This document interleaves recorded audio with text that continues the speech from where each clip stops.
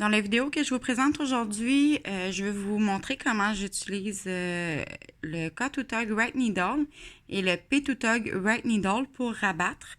Ça peut être aussi bon pour rabattre des côtes que pour rabattre une bordure tout simplement. Donc ici, j'ai un échantillon de côte 2-2. Donc je vais rabattre 2 à l'endroit, 2 à l'envers. Si vous aviez uniquement des mailles endroit, mais vous ne faites que rabattre à l'endroit. Donc, je débute. Je vais tricoter ma première maille à l'endroit. Ici, j'ai une maille lisière, là, donc je vais avoir une répétition un peu différente au début. Donc, je tricote ma première maille à l'endroit. Et ensuite, j'y vais avec ma répétition. Donc, ma répétition va être K1, donc un endroit. Et maintenant, Cut2Tug Right Needle. Ce que ça veut dire, c'est tricoter 2 mailles ensemble sur l'aiguille droite. Right Needle, c'est pour l'aiguille droite. Donc, je vais prendre mes 2 mailles et les tricoter ensemble.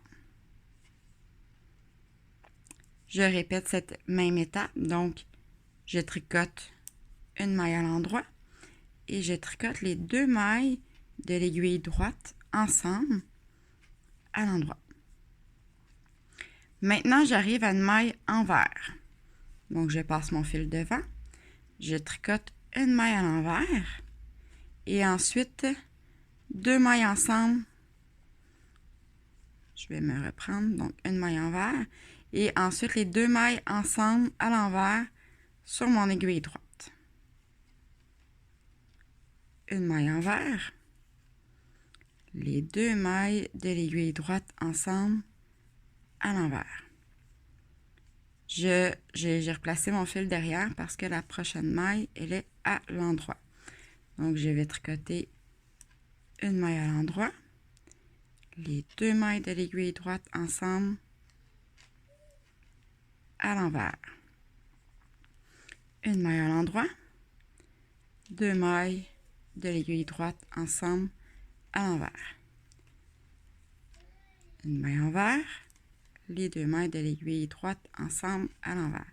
Donc, c'est vraiment ce qu'on va répéter tout au long de nos côtes en suivant notre série, bien sûr. Donc, si vous avez plus de mailles endroit, on va faire plus de fois la série à l'endroit. Si vous avez plus de fois envers, vous allez vraiment suivre là, votre travail. Et si ce serait toutes des mailles endroit, bien, vous faites uniquement la série à l'endroit. Donc, voilà. Vous faites cette répétition jusqu'au bout de votre travail. Je vais me rendre au bout parce que je vais vous montrer la souplesse.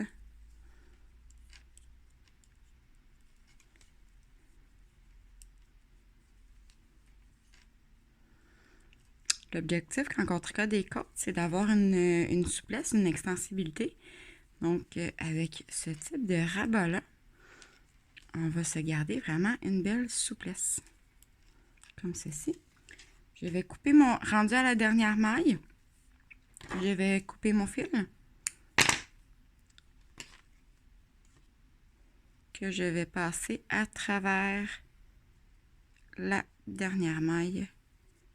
Comme ceci. Pour nouer. Donc, pour pas que ça se défasse. Alors, voilà.